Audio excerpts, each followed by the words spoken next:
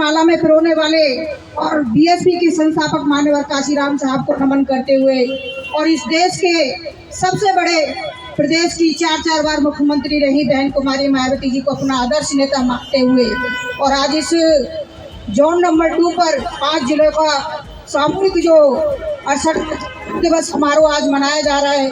इस समारोह के मुख्य अतिथि केंद्रीय कोऑर्डिनेटर सम्मानीय दिल्ली प्रदेश प्रभारी सम्मानीय सुदेश कुमार आर्य जी, साथ ही इस प्रदेश के सचिव सम्मानीय जो मंच का संचालन कर रहे हैं राजेश तंवर जी, और हमारे विशेष अतिथियों की पंक्ति में बैठे हैं मान्यवर मास्टर जगदीश जी, मास्टर सुरेश चंद्रा जी और मास्टर सम्मानीय एडवोकेट अब्दुल कलाम जी और भी सम्मानित साथी यहाँ पर बैठे हुए, सभी का नाम न लेते हुए सभी को मैं जय भीम नमो बुद्धाय।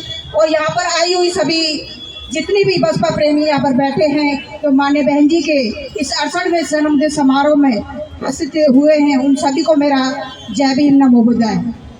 दोस्तों, हम सब लोग जानते हैं कि अब आने वाला जो समय है 2024, क्योंकि मैं सीधी डायरेक्ट बात करूंगी कि समय कम है और हम लोगों का जो उद्देश्य है आप लोगों को यहाँ बुलाने का, और हम सब लोग जानते हैं कि 2024 हमारे सामने है और उस 2024 में हमारे सिर्फ 2 ही हमारे जो जिम्मेदारियां बनती हैं। सबसे पहली जिम्मेदारी कि हमारी वोट की जो वैल्यू है उसको समझने की बहुत ज़्यादा ज़रूरत है, क्योंकि इस वोट की वैल्यू को हम लोग समझ नहीं पा रहे हैं। आज देश को आज़ाद 67 साल हो चुके हैं, देश को आज़ाद हुए 67 साल हो चुके हैं, लेकिन आज भी हम बहुजन संख्या में होने के बावजूद भी देश पर आज तक नहीं पहुँचे। इसकी वजह क्या रहती है?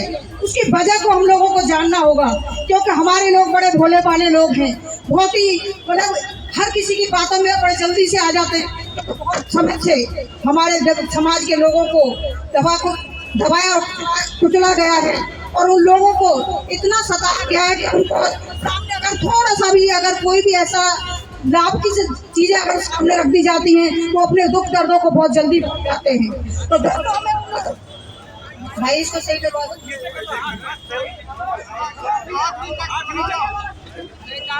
हेलो हेलो,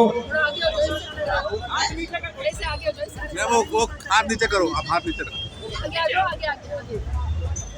तो दोस्तों, हमें सबसे ज्यादा हमें अपनी वोट की जो कीमत है उसको पहचानना पड़ेगा, क्योंकि वोट की जब तक हम लोग कीमत नहीं समझेंगे, वोट की जब तक हम कीमत नहीं समझेंगे तब तक हम लोगों को पता ही नहीं चलेगा कि हम कहाँ वोट दे रहे हैं और क्यों वोट दे रहे हैं। वोट को जब तक आप लोग समझ लोगे तो समझ लीजिए आप जितनी संख्या में हैं, आप हर 1 बार नहीं 2 बार नहीं, हर बार अपने देश के अंदर भी प्रधानमंत्री बना सकते हैं और प्रदेशों में अपने सीएम भी बनाकर तैयार कर सकते हैं, क्योंकि आपकी संख्या है ही इतनी भारी, क्योंकि आपने अपनी संख्या बल को आपने समझा ही नहीं है। और संख्या बल को जिस दिन समझ जाओगे, देश के अंदर हर राज्य में आपके सीएम और देश के अंदर पीएम बनने को तैयार हो जाएंगे।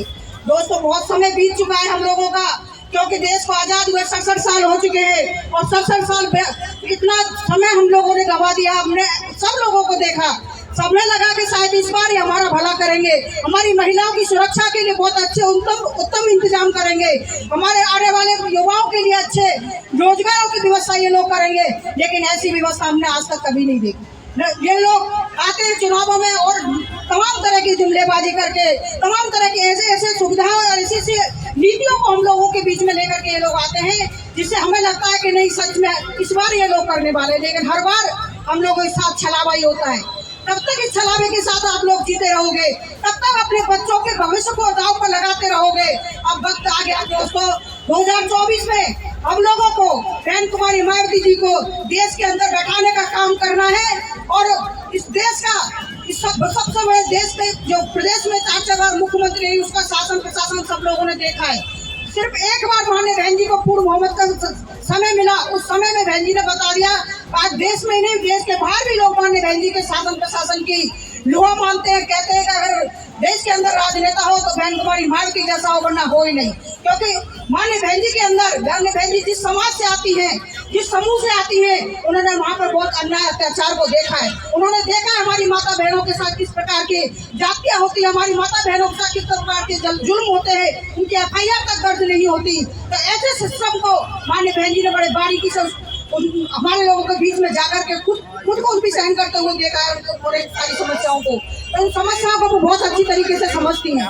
जो व्यक्ति समस्याओं को जब बहुत अच्छी तरीके से समझता है तो समझ लो उसका इलाज भी वो बहुत अच्छी तरीके से कर सकता है। यही बात हम लोगों को ध्यान में रखना है। अगर देश के अंदर संविधान, जो हम लोग बार बार कह रहे हैं कि संविधान के साथ ये लोग छेड़छाड़ कर रहे हैं, वाकई में छेड़छाड़ कर रहे हैं। क्योंकि हम हर रोज देखते हैं कोई ना कोई कानून बदलता हुआ नजर आता है। कोई कहता है कि ऐसी एक्ट के कानून को हटा दीजिए, क्योंकि इसकी वजह से लोग गलत तरीके से आरोप लगा करके लोगों को जेल के अंदर डालने का काम करते हैं। साथियों, बाबा साहब ने ऐसी एक्ट ऐसे ही नहीं आप लोगों के लिए बना कर दिया, क्योंकि उन्हें पता है कि ये लोग जब तक उनके ऊपर डर नहीं होगा आप लोगों की सुरक्षा कायम नहीं रहेगी। और जो 2 अप्रैल का जो हमारा जो आंदोलन था वो इसी बात का गवाह है कि बाबा साहब ने आप लोगों को इतनी मजबूत चीज आप लोगों को दे के गए हैं, आपको संविधान इतना मजबूत दे के गए हैं। इस संविधान को बचाने के लिए हमें 2024 में माननीय बहन जी को देश का प्रधानमंत्री बनाना होगा। और मैं अंत में ज्यादा समय नहीं लूंगी। महिलाओं के लिए 2 पंक्तियां हैं जो बाबा साहब ने अपने संघर्ष के बल पर जो सटीक बैठती है, उनको मैं आप लोगों के सामने रखना चाहूंगी।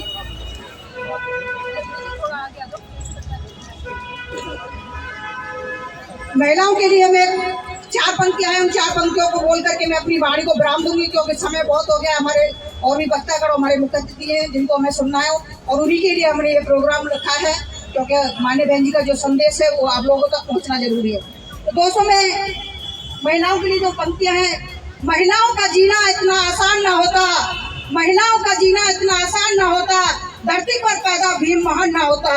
गुलामी की बेड़ियों में घूंघट में रोती, गुलामी की बेड़ियों में घूंघट में रोती, फिर सिर उठाना इतना आसान ना होता। PM CM कोई महिला ना होती अगर बाबा साहब का लिखा संविधान ना होता, संविधान ना होता। जय भीम, नमो बुद्धाय।